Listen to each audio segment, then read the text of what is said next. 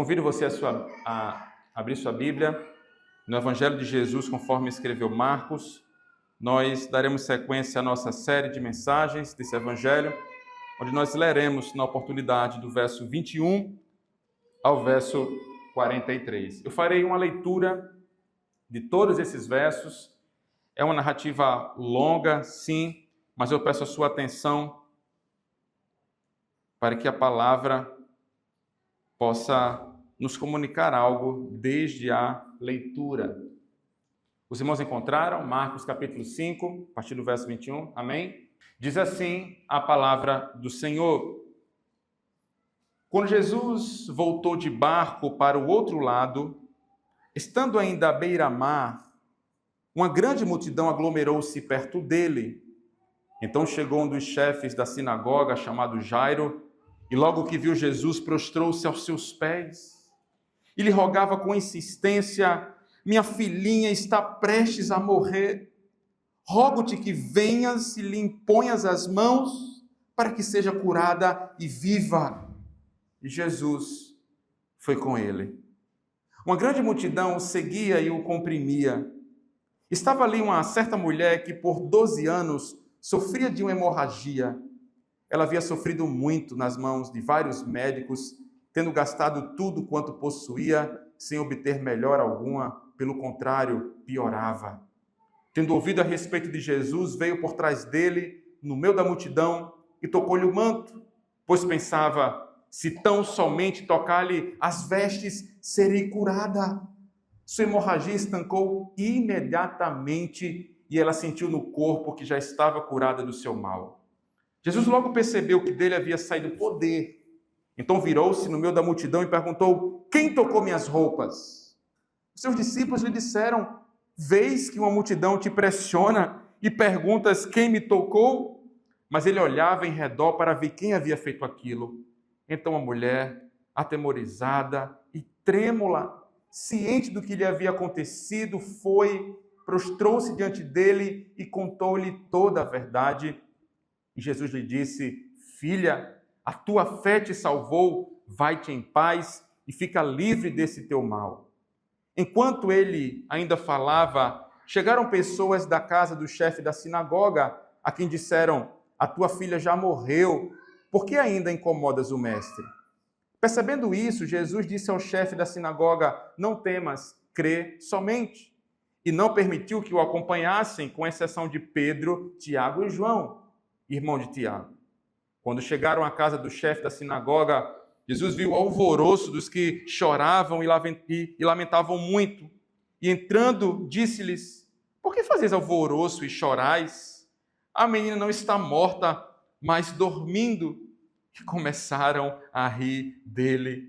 Ele, porém, fez com que todos saíssem, tomou consigo o pai e a mãe da menina e os que haviam acompanhado, e entrou onde a menina estava, e tomando-a pela mão, disse-lhe: Talita cumi, que quer dizer: menina, eu te ordeno, levanta-te.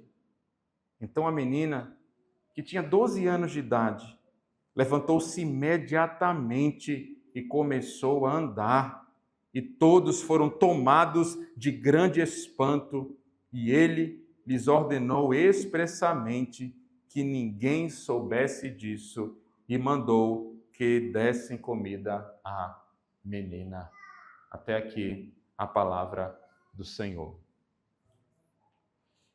Irmãos, nós estamos diante de um capítulo da Escritura que já recebeu o nome de o capítulo das causas perdidas. Isso por conta dos eventos que Marcos nos apresenta aqui. Marcos reúne relatos que, do ponto de vista humano, parecem não ter solução. Ele exibe os limites da nossa capacidade de resolver os problemas mais profundos da nossa existência. No início do capítulo, nós encontramos um homem dominado por um espírito imundo. Ele estava escravizado e, por isso, vivia em uma condição deplorável, sem dignidade, vivendo no cemitério, isolado da sociedade e completamente fora do alcance dos recursos humanos. A sua família não podia ajudá-lo. A comunidade tentou contê-lo, mas fracassou. Ninguém foi capaz de libertar aquele homem. Na passagem que lemos hoje, agora, Marcos apresenta mais duas situações que, aos olhos de qualquer pessoa, também seriam consideradas causas perdidas. De um lado, nós encontramos uma mulher que havia sofrido durante 12 anos com hemorragia. Ela gastou tudo que possuía em busca de tratamento, passou por diversos médicos e, em vez de melhorar, a sua situação piorava. Do outro lado, nós vemos Jairo, um pai desesperado porque sua filha está à beira da morte. E antes mesmo de chegar em casa, ele recebe a notícia que nenhum pai gostaria de ouvir. A sua filha morreu. Nós temos, portanto, nesse capítulo, um endemoniado irrecuperável, uma mulher incurável e uma menina morta. Mas Marcos não reúne esses relatos com um mero interesse histórico-biográfico.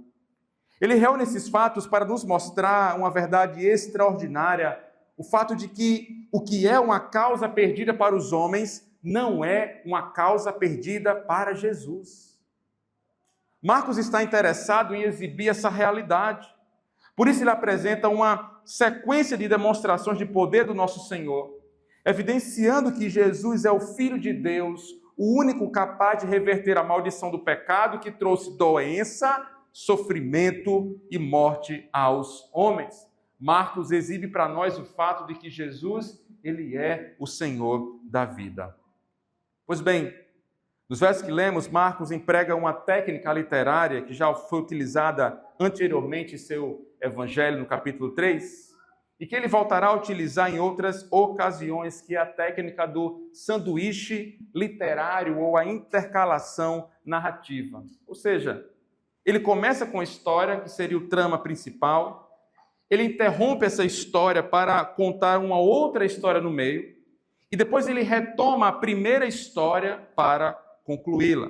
E no texto em questão, nós podemos dizer que o pão desse sanduíche é a história de Jairo, um oficial da sinagoga cuja filha de 12 anos estava morrendo, e o recheio é a história da mulher com fluxo de sangue que sofre há 12 anos. E a grande ideia que esses versos apresentam é o fato de que Jesus é o Senhor da vida e que aqueles que o buscam pela fé experimentam seu poder restaurador, mesmo quando toda a esperança parece perdida.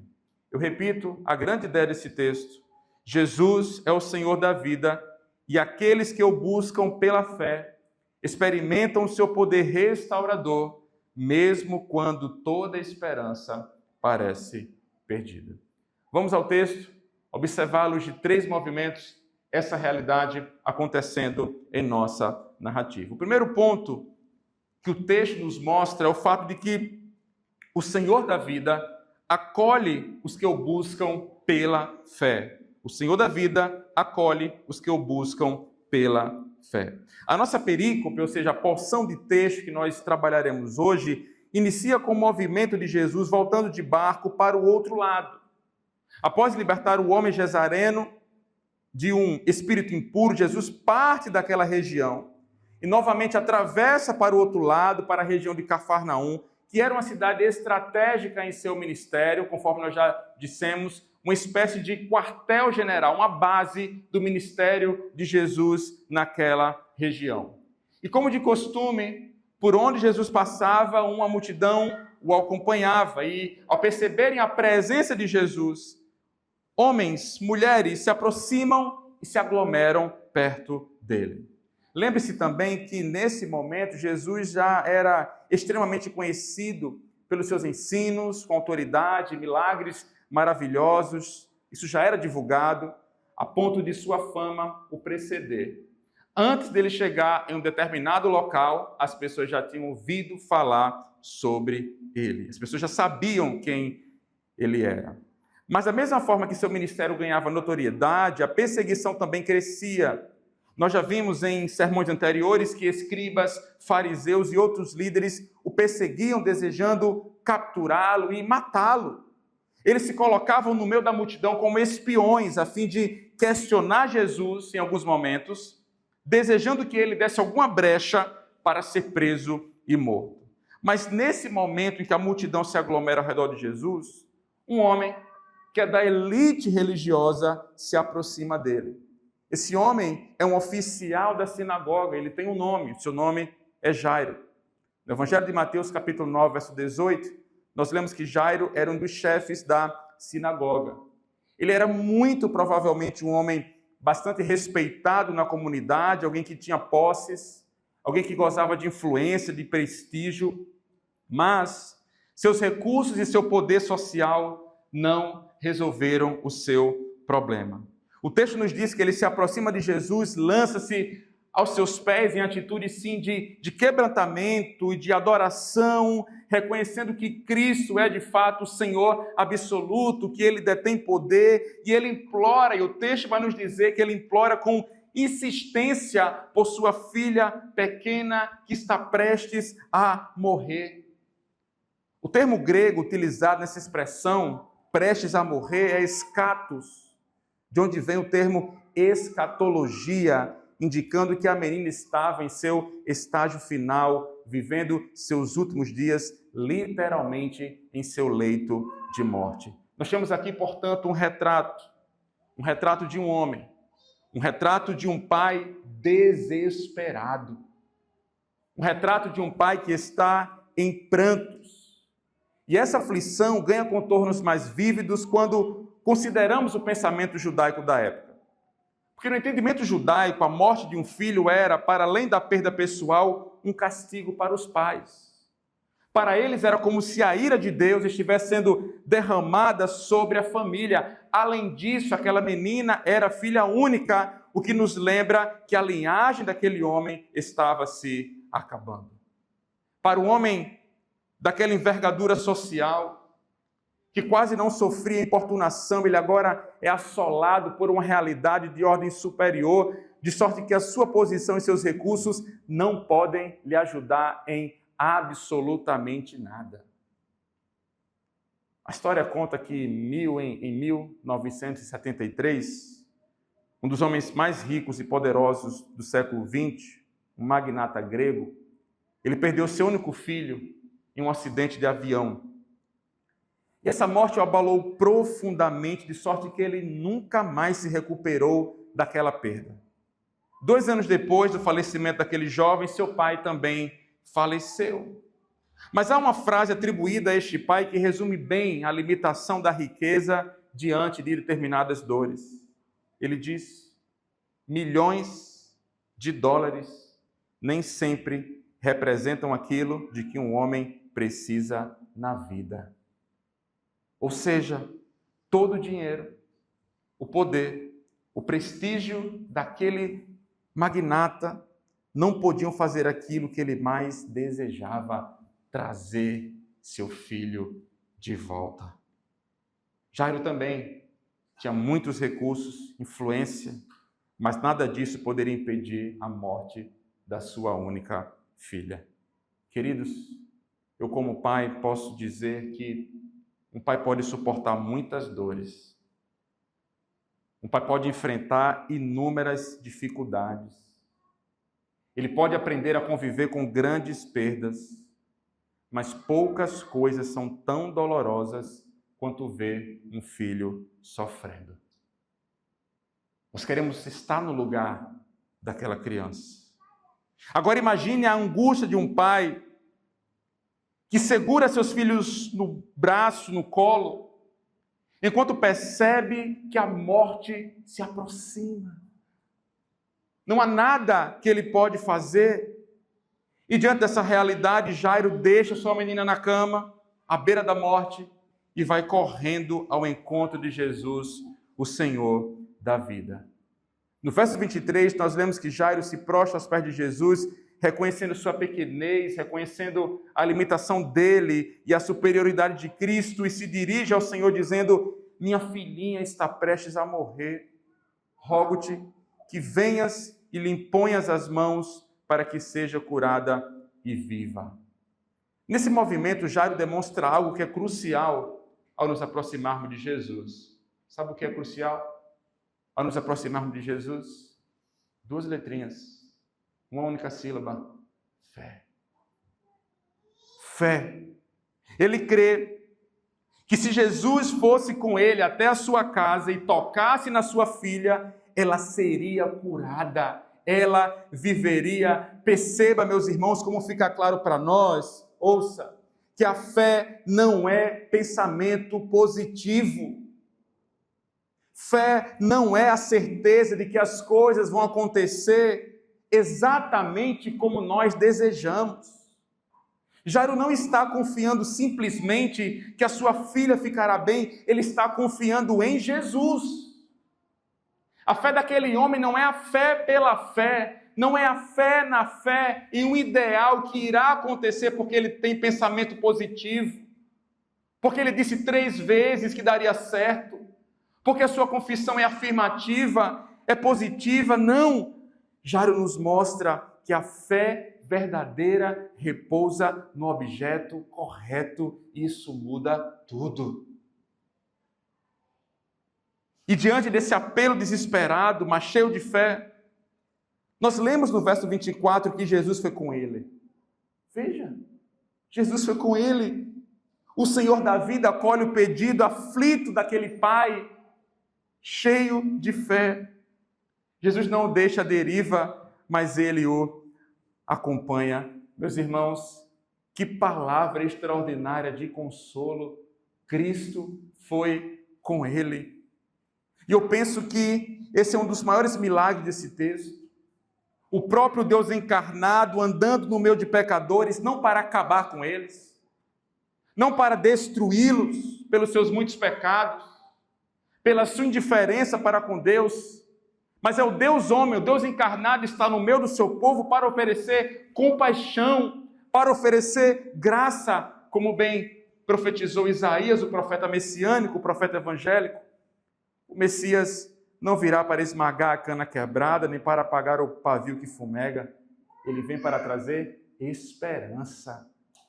Ele não vem para acabar com aquilo que já está destruído, ele vem para trazer renovo. E porque Jesus foi com Jairo, certamente seu ânimo foi renovado, a sua esperança e as suas forças também foram renovadas. O que me chama a atenção nesse ponto é que Jesus não guardou rancor dos líderes religiosos que queriam a sua destruição. Você é um chefe da sinagoga? Então a sua trupe, o pessoal da sua laia, os seus pares querem me matar. Que tenho eu contigo? Que tenho eu contigo? Jesus não se coloca diante dele dessa forma. Ele não se protege. Ele se entrega em favor daquele homem e de sua família. Está em tela para nós a graça incondicional de Jesus. E naquela caminhada, outras lições também seriam aprendidas. Isso nos leva ao segundo movimento do nosso texto. O fato de que o Senhor da vida tem poder para restaurar plenamente. A partir do verso 24, na parte B, nós temos um interlúdio na narrativa, o recheio da narrativa. Porque da segunda parte do verso 24 até o verso 34, nós temos o relato de uma mulher que sofre de uma hemorragia há 12 anos. E qual a situação dessa mulher? Uma mulher que o texto sequer menciona o nome. Vejamos aqui os versos 25 e 26. Estava ali onde? No meio da multidão, uma certa mulher que por 12 anos sofria de uma hemorragia. Ela havia sofrido muito nas mãos de vários médicos, tendo gastado tudo quanto possuía, sem obter melhora alguma. Pelo contrário, ela piorava. Nós podemos considerar a miséria, a derrota, a situação dessa mulher em 3 áreas. A primeira, a área física. Uma mulher que sofre de uma hemorragia incessante. Alguns sugerem que essa hemorragia pode se tratar de um transtorno menstrual, algo realmente anormal, que não cessava, que não melhorava, pelo contrário, piorava com o passar do tempo, e cada vez que ela procurava os médicos, ela piorava ainda mais, e isso a enfraquecia lentamente. A A segunda área de miséria dessa mulher é a área econômica. O texto nos diz que ela gastou tudo quanto possuía com médicos. Muito provavelmente essa mulher era rica ao iniciar esse tratamento, por isso porque naqueles dias somente os ricos podiam dar-se ao luxo de procurar um médico. Portanto, a doença reduziu aquela mulher à pobreza. E em terceiro lugar, a terceira área é a área social ou área religiosa. Porque de acordo com Levítico, capítulo 15, uma mulher com fluxo menstrual ficava impura por 7 dias. E qualquer um que a tocasse ficava impuro por um dia inteiro. Após esse tempo, era preciso que aquele que havia tocado nessa pessoa, nessa mulher, tomasse um banho ritual para se purificar. Por isso, alguns homens evitavam até tocar em uma mulher, para não se contaminarem acidentalmente. Isso era uma lei cerimonial. E segundo o código levítico, isso era um simbolismo. Porque quando o sangue flui, a vida flui e o resultado é a morte. Portanto, essas leis cerimoniais ou de pureza lembravam Israel de que Deus é santo e que o povo que se aproximava dele deveria considerar seriamente a sua santidade. Perceba, no seu período, ela não poderia tocar em ninguém, ela não poderia ser tocada por ninguém. Agora pense, por 12 anos, aquela mulher estava nessa situação. Ela não podia abraçar nenhum familiar sem lhe causar prejuízo. Ela não podia sequer tocar em alguém ou ser tocada. Ela não poderia relacionar-se intimamente, isso por 12 longos anos. 12 anos vivendo uma espécie de exílio. 12 anos sem ir ao culto. 12 anos sem desfrutar da comunhão com os irmãos. Sem poder adorar no templo. Ela vivia literalmente à margem da sociedade. Perceba, essa mulher carregava uma doença que a aprisionava, que lhe trazia inúmeras limitações. Essa mulher trazia consigo vergonha. Essa mulher carregava uma história marcada pela dor. Ela carecia de restauração. E eu e você podemos concordar que esse era um cenário dificílimo. Os recursos não deram conta. A medicina não deu conta. Ela estava morrendo.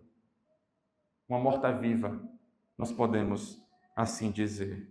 Ela não podia sequer estar no meio daquela multidão, mas ela foi até lá, porque ela sabia que estava indo ao encontro do Senhor da vida. Ela se dirige ao seu Senhor com fé, uma fé que brotou em seu coração, porque ela ouviu sobre Cristo. Lembre-se do que Paulo escreve, a fé vem pelo ouvir. Como nasce a fé na vida ou no coração de alguém? Como isso brota? Por meio do ouvir. Não é apenas ouvir um som, mas considerar a palavra da verdade que afirma que Jesus é o Messias, é o Filho de Deus. Nós vemos essa realidade nos versos 27 e 28. Leia comigo. Tendo ouvido a respeito de Jesus, perceba, ela ouviu a respeito de Jesus. Veio por trás dele, no meio da multidão, e tocou-lhe o manto, pois pensava, se tão somente tocar-lhe as vestes, serei curada. Diante dessa situação, ela prefere vir por trás, ou seja, ela não quer ser notada. Ela não quer que as pessoas a percebam. Ela não quer que Jesus a considere, olhe no seu rosto, na sua face. Ela não quer ser vista, mas ela se aproxima cheia de fé. Ela crê que se somente tocar nas vestes de Jesus, ela seria curada. Nesse ponto é interessante perceber que aquela mulher não tocou simplesmente em qualquer parte da roupa de Jesus. Lucas, ao descrever essa narrativa em seu evangelho, relata que ela tocou na borda, na orla da veste de Jesus. E aqui existe uma conexão muito bonita com a profecia de Malaquias, capítulo 4, verso 2, que diz que para vós, os que temeis o meu nome, nascerá o sol da justiça, trazendo cura nas suas asas, e vós saltareis como bezerros soltos no curral. Essa conexão pode existir porque a palavra usada no Antigo Testamento para asas também pode referir-se aos cantos ou extremidades de uma veste. Essa mesma palavra encontra-se, por exemplo, em 1 Samuel capítulo 15, verso 27, para referir-se à extremidade, à orla, à borda de uma roupa, quando diz que Saul agarrou Samuel pela barra da capa e ela se rasgou. Ou seja, é provavelmente esse texto que aquela mulher tem em mente, Malaquias 4:2. Ela sabe que encontrará a cura nas asas, na orla, no manto do sol da justiça. Essa é a grande confiança daquela mulher. Ela não está pensando em tocar na roupa de qualquer pessoa. A confiança dela está em Jesus. Ela crê que Jesus é poderoso para restaurar a sua vida e ela crê nisso de tal maneira que pensa, se eu apenas tocar na orla da sua veste, nas asas da sua veste, eu serei curada. Perceba, o poder não estava na roupa, o poder estava em Jesus. O toque daquela mulher era apenas uma expressão da sua fé. Ela se aproxima porque acredita que Jesus pode fazer por ela aquilo que ninguém mais conseguiu fazer. Depois de 12 anos sofrendo, depois de gastar tudo que tinha, de não encontrar solução em lugar algum, ela finalmente encontra alguém em que pode depositar toda a sua esperança, e a sua esperança era sair de lá alegre, saltitando, como um bezerro solto no curral, para usar a linguagem do profeta Malaquias. E qual o resultado desse movimento? Qual o resultado desse toque de fé? Veja comigo os versos 29 a 32. Sua hemorragia estancou quando? Imediatamente. E ela sentiu no corpo que já estava curada do seu mal. Jesus logo percebeu que dele havia saído o poder, então virou-se no meio da multidão e perguntou: quem tocou minhas roupas? Seus discípulos lhe disseram: vês que a multidão te pressiona e perguntas: quem me tocou? Mas ele olhava em redor para ver quem havia feito aquilo. Um fato interessante que nós precisamos considerar fortemente é que no mesmo instante que ela toca em Jesus, ela é curada. Ela sente no próprio corpo, imediatamente, que o mal a havia deixado. Um outro fato importante de ser mencionado é que, de acordo com a lei do Antigo Testamento, o que teria acontecido quando essa mulher impura tocou Jesus, é que a impureza dela teria passado para ele. Ele deveria ficar contaminado naquele momento. Mas em vez da impureza dela passar para ele, é a pureza de Jesus que passa para ela, derrotando assim o seu mal. Mas isso não ficou no anonimato, embora ela quisesse. Jesus percebeu que dele saiu o poder e por isso ele quis saber quem o tocou, o que para os seus discípulos parece loucura, já que uma multidão o comprimia. Os discípulos não conseguem entender o que Jesus está dizendo, já que havia muita gente tocando, mas havia uma diferença. Muitos estavam apenas encostando nele. Aquela mulher o tocou pela fé. E esse é o ponto. E mais uma vez, nós vemos que a fé não é um mero pensamento positivo. Ela precisa repousar no objeto correto. E o que o texto enfatiza é que a fé da mulher foi a causa instrumental, enquanto Jesus foi a causa eficiente da cura. Ou seja, a fé foi o instrumento pelo qual ela se apossou do poder de Cristo Jesus. Portanto, não foi simplesmente o contato físico que fez a diferença, foi a fé daquela mulher. Por isso que dele saiu virtude, como uma outra versão vai dizer, saiu poder. Algo dele foi transferido para ela. E, consequentemente, Jesus não deixa o episódio terminar apenas com a cura física. Ele a procura para lhe dar o seu veredito. E esse movimento de busca da parte de Jesus nos indica que sua obra não é uma força impessoal, mas um envolvimento íntimo com o sofredor, com o pecador. Ele se compadece. Ele se compadece não de uma massa cinzenta, sem rosto, mas de pessoas que têm face, que têm histórias, passado, dor. Veja os versos 33 e 34 comigo. Então a mulher, atemorizada e trêmula, esse é seu estado, ciente do que lhe havia acontecido, ou seja, ela ficou impactada face à sua restauração. Ela foi, prostrou-se diante dele e contou-lhe toda a verdade. E Jesus lhe disse: filha, a tua fé te salvou, vai-te em paz e fica livre desse teu mal. Lembre-se que aquela mulher impura, anônima, o texto não nos diz o nome, sem importância, sem prestígio social, mas agora Jesus para tudo. Ele interrompe o que está fazendo para a elevar, para olhar para seu rosto e para mostrar para todos a nova identidade daquela mulher. Filha. Não é mais uma estranha, anônima. Filha. E o que a levou a ser chamada de filha? A sua fé. A fé daquela mulher depositada em Cristo Jesus a salvou, ou seja, a sua restauração é plena, não é meramente física, ela é completa. Isso nos mostra que o Senhor da vida tem poder para restaurar plenamente, não é pela metade, picadinho, é plenamente, é completamente. Ela recebe em face dessa salvação, paz e liberdade. E quando? Imediatamente. Isso nos mostra, queridos, que quando somos alcançados pela graça de Deus, a nossa restauração é imediata. É um ato, não é um processo. Veja o que acontece com essa mulher durante 12 anos. Ela sofreu, durante 12 anos ela procurou ajuda, durante 12 anos sua situação só piorou, mas quando ela toca em Jesus pela fé, Marcos diz que sua hemorragia estancou imediatamente. Volta a dizer, não foi aos poucos, não foi uma melhora gradual, foi uma realidade imediata.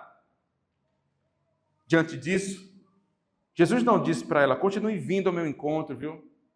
Continue me tocando e quem sabe daqui a algum tempo você será restaurada plenamente, sob hipótese alguma, naquele momento, pelo poder de Cristo, a sua enfermidade é removida.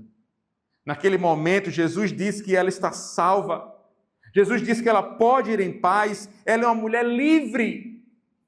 A sua impureza não a domina mais, ela pode adorar ao Senhor, ela pode conviver com o povo da aliança, ela pode estar juntamente dos seus familiares, e isso, irmãos, nos ajuda a entender a natureza da graça de Deus. Quando Deus nos justifica pela fé na obra de Cristo, não somos parcialmente justificados. Quando Ele nos recebe, não somos recebidos pela metade. A obra do nosso Senhor, ela é suficiente e ela é completa. É claro que depois disso ainda existe um caminho de crescimento, a santificação, o amadurecimento, isso sim é um processo, mas há uma diferença entre ser restaurado por Deus e crescer na vida cristã. A santificação é um processo, a justificação é um ato. E o que é a justificação? Para usar as palavras de Martinho Lutero, senão uma doce troca. Cristo coloca sobre seus ombros o nosso pecado e nos dá da sua justiça. É exatamente isso que nós vemos nessa mulher. Ela chega diante de Jesus carregando sua enfermidade, sua impureza, sua vergonha, e Jesus não apenas tira dela aquilo que a afligia, ele lhe dá algo que não pode ser produzido por ela mesma: paz, restauração, uma nova identidade. E volto a dizer, isso acontece imediatamente.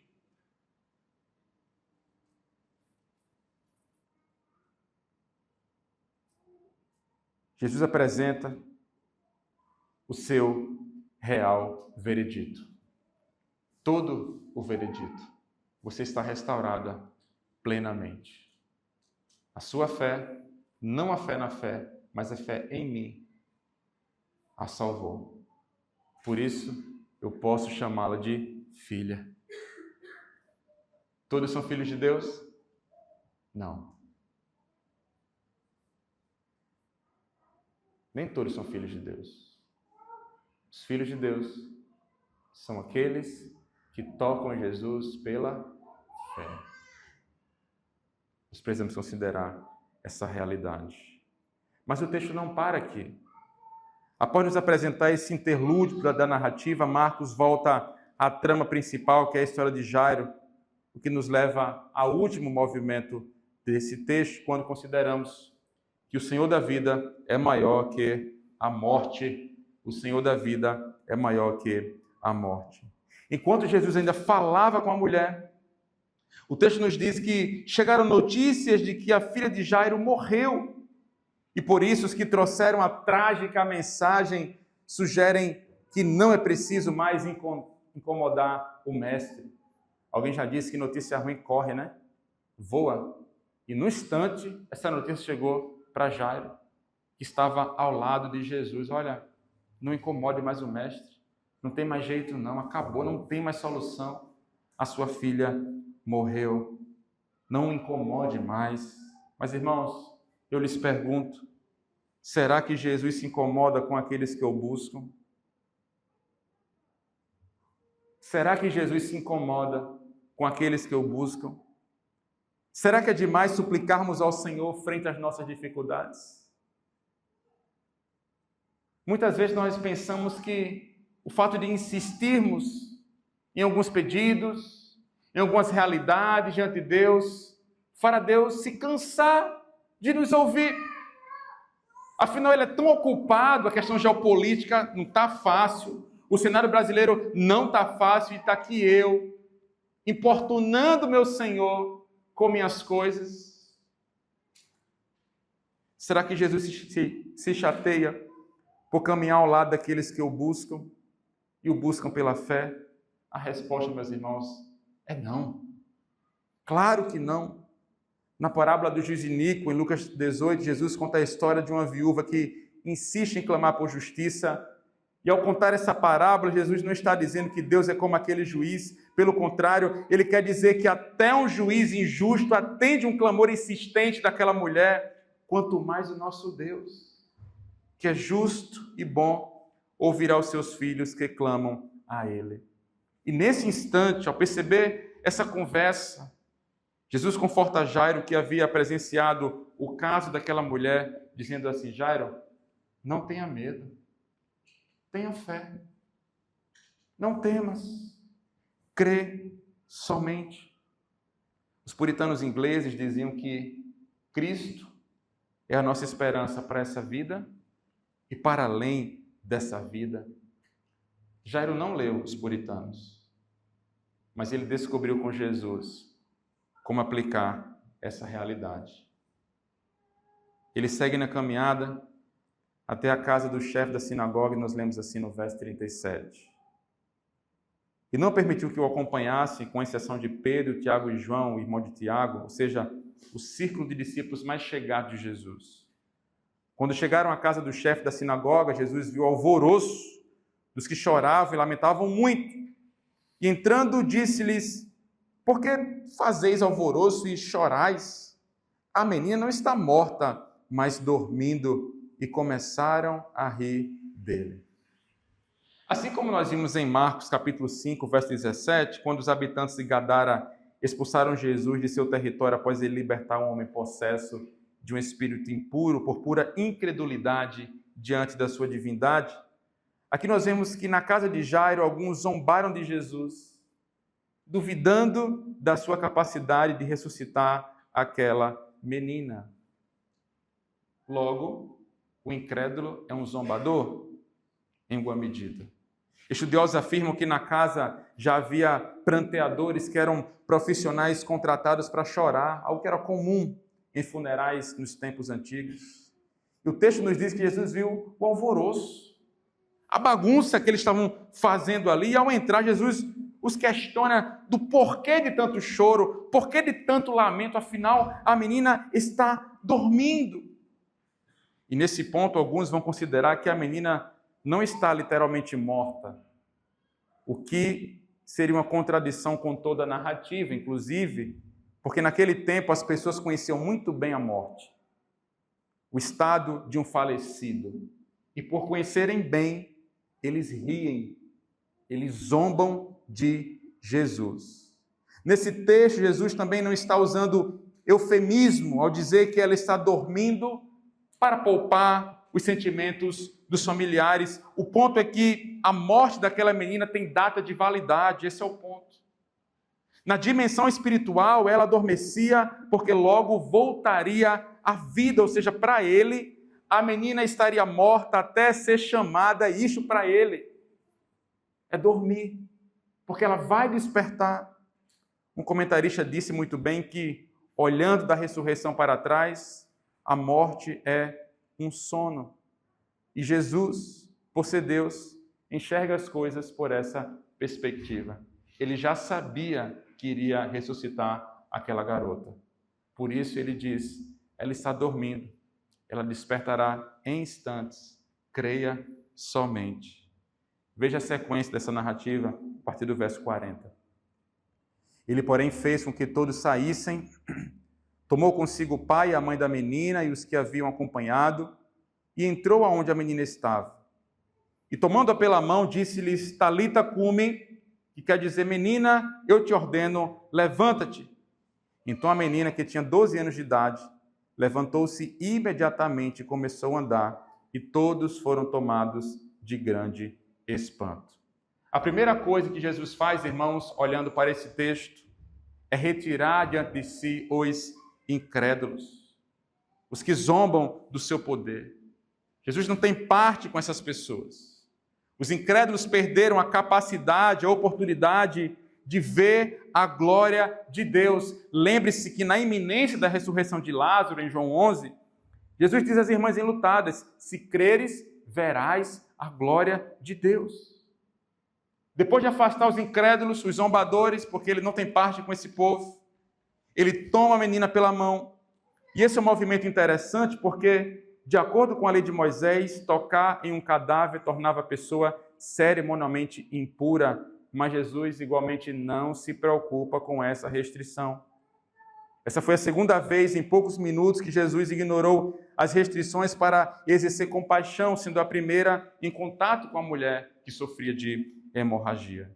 Com essa realidade, nós aprendemos que Jesus é aquele que está disposto a tocar o imundo para vivificar o que estava morto, transformando uma causa humanamente perdida em uma demonstração da sua glória e do seu poder. Ou seja, ele se identifica com os fracos para revelar a sua bondade, a sua misericórdia e a sua graça. E em seguida ele faz uso de uma expressão em aramaico, Talita cumi, que Marcos faz questão de explicar, já que a sua audiência, que era romana, não entenderia uma expressão que diz menina ou menininha, levante-se. Essa citação do idioma aramaico que Marcos usa conscientemente nos aponta de que estamos diante de um fato histórico, não de um conto, não de uma novela. Ao mesmo tempo, isso deixa a cena mais marcante, mais interessante, mas o que realmente é impactante para nós é o fato de que Jesus não luta contra a morte. A morte não é aquela pessoa de capuz e está com aquele aguilhão aqui, que eu vou lhe pegar, é agora a sua hora vai chegar. E Jesus vai lá, entra lá e duela, e vai, e vem, não sei o que, rola um UFC ali. Nós não percebemos movimento nessa direção. Jesus não luta contra a morte, não usa métodos mirabolantes. Ele não faz uso aqui de fórmulas mágicas. Jesus se coloca diante da morte e com a sua palavra de autoridade ordena que aquela menina de 12 anos se levante. E imediatamente ela se levantou e começou a andar. Isso nos mostra, irmãos, o poder da palavra de Jesus. A palavra de Jesus produz aquilo que ela ordena.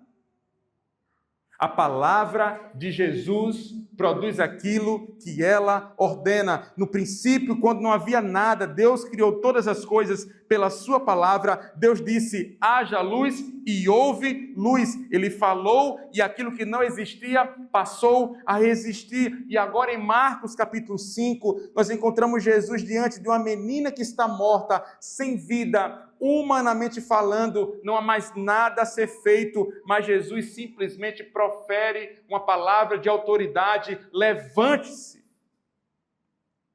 E aquela palavra alcança uma pessoa que não podia mais ouvir e cumpre os seus propósitos. Aquela que estava morta recebe vida pela palavra de Jesus. Isso nos mostra, evidencia que a palavra de Deus não volta vazia.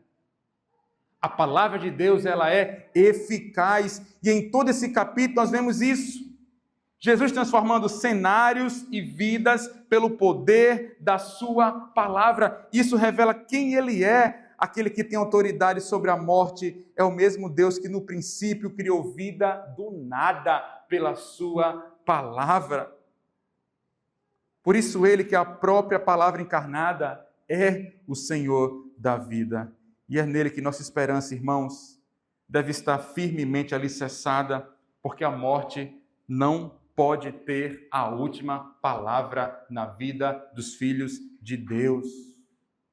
Jesus tem a última palavra. Depois desse precioso milagre, dessa profunda demonstração de poder, Jesus ordena que deem comida à menina e expressamente dá uma nova ordem, dessa vez a todos que ali estão: não contem para ninguém o que aconteceu. Interessante isso. Interessante. Ele já havia feito isso outras vezes no Evangelho de Marcos. E por que ele emite esse alerta? Jesus não quer, e essa é a resposta, ele não quer pessoas o seguindo pelo que ele pode oferecer. Ele quer que as pessoas o sigam dispostas a assumir o custo de segui-lo, o custo do discipulado. Por isso ele quer manter guardado o segredo messiânico, porque o verdadeiro significado de quem Jesus é só ficará evidente depois da sua ressurreição. Em Marcos, é naquele momento onde as pessoas reconhecem que Jesus é o Cristo, o Filho de Deus. As multidões seriam incapazes de compreender a verdadeira identidade do nosso Senhor e passariam a considerá-lo apenas como milagreiro, alguém capaz de realizar sinais e prodígios para satisfazer os desejos das massas. Mas ele quer ser mesmo reconhecido como Messias, o Filho de Deus. Isso só acontece quando contemplamos sua morte e sua ressurreição.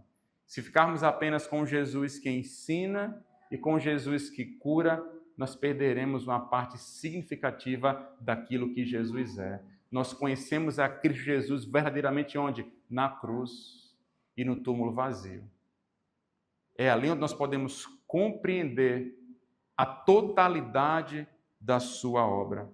Mas Marcos segue numa argumentação apresentando eventos e discursos do nosso Senhor, e todos esses relatos foram escritos com esse propósito, para que se creia que Jesus é o Cristo, o Filho de Deus, que por meio dessa crença as pessoas possam ter vida eterna. O ponto de Marcos, ao escrever todos esses relatos, não é para que as pessoas tenham necessariamente uma vida mais confortável, é para que entendam que por meio de Jesus elas podem ter vida eterna, e isso só é possível pela fé. Além disso, esses dois milagres são uma pequena amostra do mundo que Cristo estabelecerá definitivamente. Em Apocalipse, nós vemos que após a vinda do nosso Senhor, seu segundo advento, quando ele voltará para consumar a história, não haverá mais morte, nem pranto, nem clamor, nem dor. Ou seja, o rei está expandindo o seu reino e ele nos dá um vislumbre do que virá. É claro que aquela menina tornaria a morrer, assim como Lázaro ressuscitou, mas também tornou a morrer. Mas Jesus aqui está mostrando lampejos, vislumbres, fagulhas de um reino que virá e será consumado plenamente. Um reino onde você não precisará mais se preocupar com a dor, com o luto, com a doença, com as suas limitações, com a morte. Um reino perfeito onde o pecado e seus efeitos não têm mais domínio sobre os seus filhos. Na tradição católica apostólica, São Judas é o padroeiro das causas perdidas, mas isso é insustentável à luz do testemunho da Escritura. Nós não podemos recorrer a um santo para as causas que parecem perdidas. Nós não carecemos de um outro mediador, outros subterfúgios. Nós temos acesso direto a Cristo Jesus, o Senhor da vida. Somente por Cristo Jesus temos a resolução da maior de todas as causas perdidas, o nosso afastamento de Deus por conta dos nossos muitos pecados. É Ele quem recebe aqueles que o buscam pela fé, é Ele quem tem poder sobre aquilo que parece impossível e é Ele quem vence a própria morte, o maior dos nossos inimigos, e é Ele quem nos livra da ira de Deus. Não é um homem qualquer, mas é Cristo Jesus, o Verbo encarnado, a Palavra encarnada, o Filho de Deus, o Messias prometido. Não busque meios, outros cenários, caminhos diferentes. Jesus mesmo disse: eu sou o caminho, eu sou a verdade, eu sou a vida. Diante disso, eu quero sugerir aos irmãos algumas aplicações e com elas eu finalizo. Primeiro, persevere em oração. Você pode dizer comigo? Persevere em oração. Nunca se deve parar de incomodar a Deus. Incomodar a Deus, entre aspas, com as nossas súplicas. Pois Ele nunca se sente incomodado em ouvir o clamor de seus filhos ou enxugar suas lágrimas, mesmo quando a situação parece, sob uma perspectiva terrena, difícil demais ou tarde demais. A narrativa nos ensina que Ele é um Senhor acessível, que Ele é um Senhor disponível, que Ele é um Senhor capaz de ser interrompido, que Ele é um Senhor que tem poder para sustentar os seus filhos. Por isso, o encorajamento para nós nessa manhã é: persevere em oração com a consciência tranquila, mesmo se a sua causa parecer a mais difícil de todas. Não desista, persevere em oração, insista. O seu Senhor está te ouvindo e ao seu tempo, segundo a sua soberana vontade, dará aquilo que você tanto suplica e tanto pede. O coração de Jesus é humilde. Humilde no sentido de que é disponível para todos aqueles que se achegam a Ele pela fé. Persevere em oração. Eu sei que há lutas que são difíceis demais, e quando algum irmão vem e me procura contando alguma dificuldade em alguma área e eu percebo: olha, isso realmente é muito difícil, isso é uma batalha que você não vai ganhar na força do seu braço, é de joelhos que você tem que lutar. É na oração que você tem que guerrear.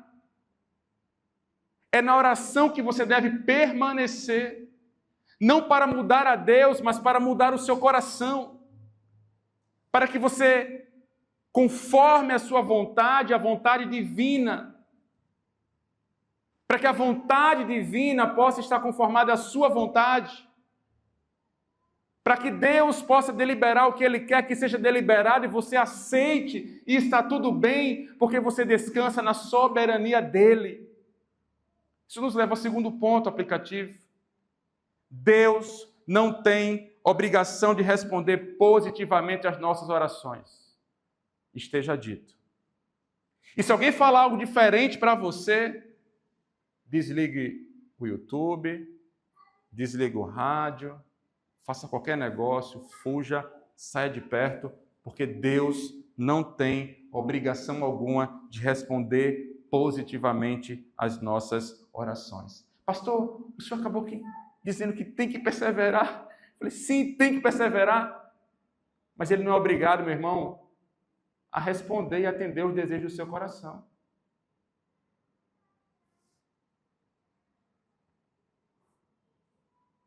Tem uma música que diz que tu cumprirás o desejo do meu coração se eu te buscar. É impossível alguém estar perto de ti e tuas bênçãos não ter. Eu acho isso, em alguma medida, temerário. Nós precisamos compreender isso com todo o arranjo da Escritura, com toda a narrativa bíblica. Sabe por quê? Porque no meio evangélico que nós vivemos, há quem crê equivocadamente que Deus tem a obrigação de responder às nossas orações e jamais pode nos dizer não. Eu sou dizimista, pastor. Eu não falto culto. Eu tenho vivido uma vida tranquila, ilibada, pago minhas contas. Como assim? Deus não responde às minhas orações? Esse não é o Deus da Bíblia, mas uma criação humana com um cerne não cristão. Irmãos, a nossa fé não diz a Deus o que Ele tem que fazer. Ele é soberano e tem todo o direito de negar nossos pedidos e de nos dar o que precisamos em vez do que nós desejamos. Muitas vezes eu e você nem sabemos o que nós precisamos. Nós desejamos algo e louvado seja Deus por ter respondido negativamente muitas das nossas orações, não é verdade? Deus seja louvado por isso. Onde estaríamos agora se Deus tivesse respondido positivamente todas as nossas orações? Ao mesmo tempo, nosso grau de fé não influencia o poder de Deus de curar.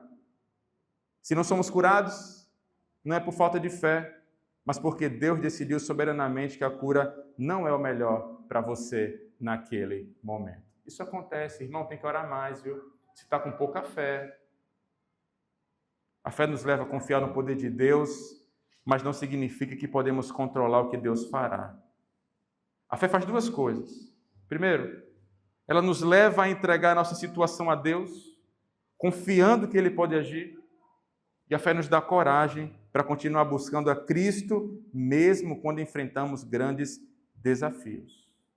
Portanto, é isso que devemos fazer, orar com fé, mas deixemos a resposta nas mãos de Deus. Podemos pedir, suplicar, chorar, insistir, porque sabemos que Ele é poderoso para fazer infinitamente mais do que pedimos ou pensamos. Mas depois de apresentar nossos pedidos, precisamos descansar na certeza de que Deus sabe o que é melhor para nós. Jesus mesmo nos ensinou a orar ao Pai dizendo: seja feita a tua vontade. Seja feita a tua vontade. Por isso, não coloque sua confiança naquilo que você espera que Deus faça. Coloque sua confiança no próprio Deus. Se Ele disser sim, nós louvaremos. Se Ele disser não, continuaremos confiando. Se Ele nos fizer esperar, continuaremos buscando a sua face, porque nossa esperança não está em uma resposta específica de Deus, mas no Deus que em todas as coisas continua sendo bom, sábio, soberano e gracioso. Isso nos leva ao terceiro corte aplicativo, que nos diz: não caminhamos sozinhos. Lembre-se disso. Você não caminha sozinho. Jesus não nos deixa à deriva. Isso é uma questão de fé. Igualmente, é uma questão de fé. Em Marcos 5, Jairo sai de casa em busca de Jesus porque sua filha está à beira da morte. Jesus vai com ele. No caminho, porém, perceba, surge um atraso, uma demora. Jairo precisa esperar Jesus resolver uma outra situação, uma outra demanda, atender aquela mulher marginalizada, enferma, uma morta-viva. Enquanto isso, chega a notícia de que a filha dele havia morrido. Imagino que Jairo deve ter pensado naquele momento: eita, nós, hein? Jesus demorou. Talvez se ele tivesse chegado um pouquinho mais cedo, a minha filha ainda estivesse viva. Mas Jesus continuou caminhando com Jairo. E talvez, irmãos, seja exatamente isso que precisamos lembrar. Podemos não entender o que Jesus está fazendo no caminho. Esse é o ponto. Podemos até achar que ele está demorando com aquela causa, com aquilo que você tem insistido diante dele. Mas se Jesus está conosco, não estamos sozinhos, não estamos à deriva. Em Mateus capítulo 28, o próprio Jesus prometeu estar com seus discípulos quando? Quando?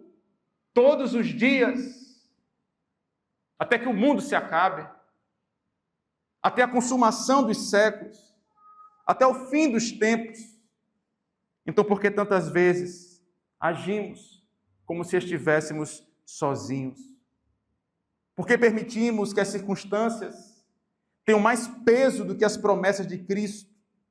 Se Ele prometeu, irmãos, estar conosco todos os dias, Ele está conosco todos os dias. Essa realidade precisa mudar e moldar a maneira como um crente encara a vida. Nós não estamos sozinhos. Isso é uma questão de fé. Precisamos crer nas palavras de Jesus. Ele está comigo. A situação é difícil. O cenário é desafiador, mas o meu Senhor está comigo. Jesus mesmo disse, sem mim nada podeis fazer. Ainda bem que Ele está conosco. Ainda bem que Ele está com a sua igreja. Ainda bem que Ele está ao lado do seu povo. Agostinho de Hipona vai dizer que Cristo conhece o seu povo, que é um povo extenso, mas como se esse povo fosse um homem só. Ele tem intimidade, Ele conhece intimamente cada um de nós. E talvez você esteja olhando para uma situação agora e pensando, não há mais solução. Mas Marcos capítulo 5 nos lembra que o atraso de Jesus não significa abandono. Eu posso não entender o que Ele está fazendo. Eu posso não saber como essa história vai terminar. Mas sei com que estou caminhando e isso muda tudo. Isso nos basta. Porque a nossa segurança, irmãos, não está em compreender o caminho. Crente não tem que estar compreendendo o caminho. Ele só tem que ir. Ele só tem que caminhar com a certeza que Jesus está ao seu lado. Nós precisamos crer que o Senhor da vida está conosco no caminho, nos sustentando todos os dias e sempre estará até o final dos tempos. Amém? Última aplicação, e com ela eu finalizo. Você é você mesmo. Você precisa de vida. Você precisa de vida. Talvez você não esteja doente. Pastor, eu até onde me consta, eu estou bem aqui. Talvez sua vida esteja aparentemente bem. Você trabalha, estuda, tem sua família, seus projetos, seus planos, tudo tem ido caminhando bem, enfim. Mas existe um problema muito mais profundo, querido, que todos nós precisamos enfrentar. O pecado nos separou de Deus. A Escritura nos diz que estávamos mortos em nossos delitos e pecados, e uma pessoa morta não consegue produzir vida por si mesma. Não podemos resolver nosso problema simplesmente nos tornando pessoas melhores, fazendo boas obras ou procurando outros recursos. Alguém que está morto em seus delitos e pecados, alguém que ainda não abraçou a Cristo pela fé, precisa de uma única coisa, de Cristo, o Senhor da vida. A vida que você tanto precisa.